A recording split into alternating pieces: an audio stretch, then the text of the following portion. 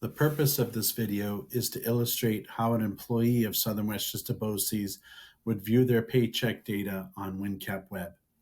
If you need instructions on how to log into Wincapweb, please watch the video entitled Wincapweb Login Instructions.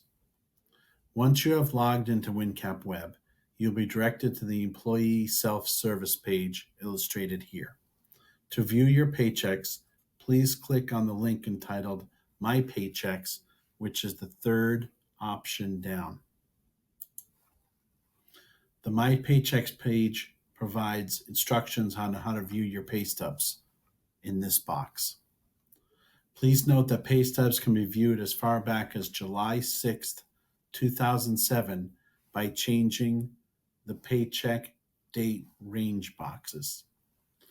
After clicking on a particular pay date, the information can be viewed on the screen.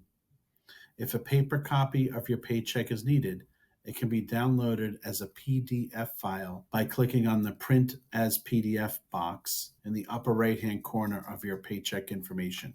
To access the PDF after downloading it, double-click on the PDF file that downloaded on the lower left-hand side of your screen.